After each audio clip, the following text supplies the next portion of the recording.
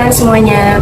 Perkenalkan, kami dari kelompok 4 Dan saya sendiri Zahraida Pramesti dengan NIM 2303016021. Hai, perkenalkan nama saya Sumarti dengan NIM 2303016047. Halo semuanya, perkenalkan nama saya Benedikta Putri Sitepu dengan NIM 2303011604.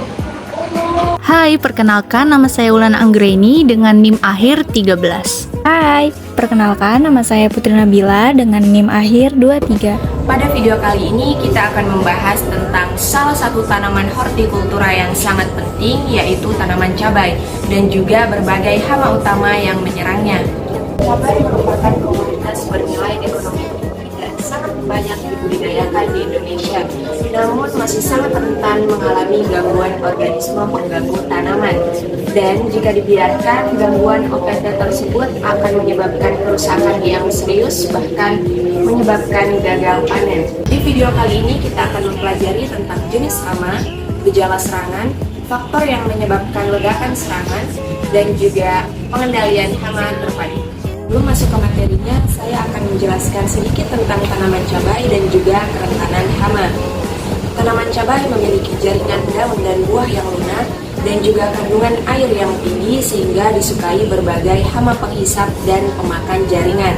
Iklim tropis di Indonesia membuat perkembangan serangan hama berlangsung cepat, terutama pada saat musim kemarau. Selain itu, pola tanam cabai yang dilakukan secara terus-menerus juga dapat meningkatkan risiko serangan hama. Karena itu, pemahaman mengenai berbagai jenis hama dan gejala serangannya menjadi sangat penting. Yuk, langsung aja kita simak videonya.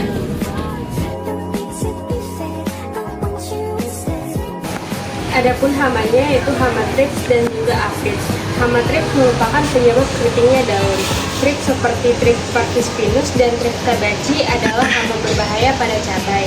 Ukurannya sangat kecil, sekitar 1 mm, sehingga sulit dilihat. Mereka menyerang daun muda dan pucuk dengan menghisap cairan sel. Gejala yang ditimbulkan berupa daun berkerut, menggulung, dan bercak keperakan.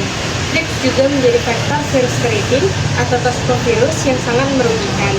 Pengendalian yang dilakukan dengan musa perak, sanitasi gulma, musuh alami seperti Orius spp, serta rotasi insektisida seperti spinosad dan abamectin.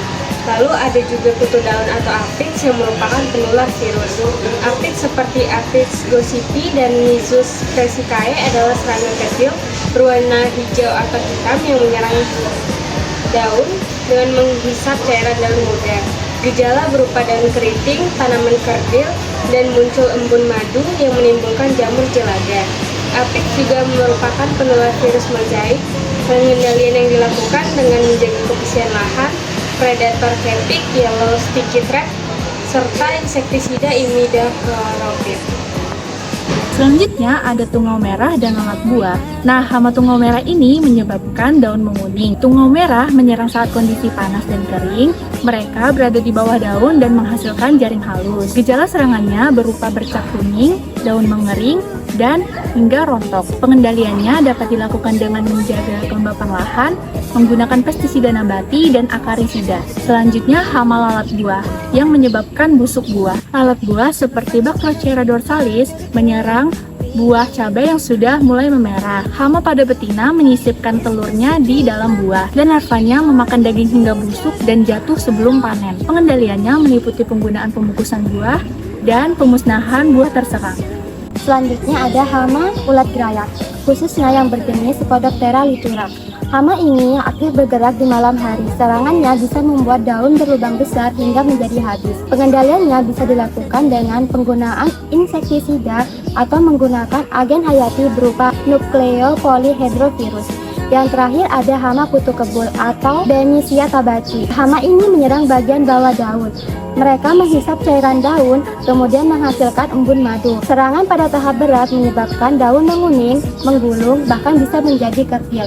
Pengendaliannya sendiri bisa dilakukan menggunakan sanitasi gulma, musuh alami yaitu Encephalia formosa, dan rotasi insektisida. Dan terakhir bisa menggunakan perangkap kuning. Selanjutnya adalah faktor yang menyebabkan ledakan hama pada tanaman cabai. Yang pertama ada penggunaan pestisida secara berlebihan yang menyebabkan hama menjadi resisten. Yang kedua, penanaman cabai secara terus-menerus tanpa melakukan rotasi. Yang ketiga, ada perubahan iklim yang dapat meningkatkan suhu dan menyebabkan siklus hidup serangga itu menjadi meningkat. Yang keempat, ada hilangnya musuh alami akibat penggunaan insektisida yang tidak bijak. Dan yang terakhir ada sanitasi lahan yang buruk sehingga gulma menjadi inang bagi hama dan virus. Selanjutnya, kita masuk ke pengendalian hama terpadu pada tanaman cabai. Yang pertama itu ada pengendalian secara putu teknis. Yang pertama, penggunaan busa plastik, perak, hitam. Yang kedua itu ada rotasi tanaman dengan komunitas non-solanacea. Yang ketiga, pengaturan jarak tanam agar tidak berkelembapan berlebihan. Yang keempat, pengelolaan tanah dan sanitasi area tanaman. Selanjutnya kita masuk ke pengendalian mekanis. Pengendalian mekanis ini yang pertama itu pengambilan ulat secara manual. Kedua, penggunaan perangkap. Yang ketiga, pembungkusan buah agar mencegah lalat buah. Selanjutnya ada pengendalian hayati atau biologi. Yang pertama adalah penggunaan jamur entopatogen seperti Beauvariana bassiana. Yang kedua, pelepasan predator seperti kepik dan Oreos spp. Yang keempat, pemanfaatan parasitoid seperti Trichogramma spp untuk ulat gerayak. Selanjutnya kita masuk ke pengendalian kimiawi. Yang pertama, penggunaan pestisida jika populasi melewati ambang ekonomi. Yang kedua, melakukan rotasi bahan aktif untuk mencegah resistensi. Yang ketiga, menghindari aplikasi berlebihan agar tetap memperhatikan musuh alami. Demikian pembahasan mengenai hama pada tanaman cabai. Dengan memahami gejala, jenis hama, dan strategi pengendalian yang tepat, kita dapat mengelola pertanaman cabai secara lebih efektif. Karena penerapan PHT penting agar produksi tetap tinggi dan lingkungan tetap terjaga. Terima kasih sudah menyimak. Sampai jumpa.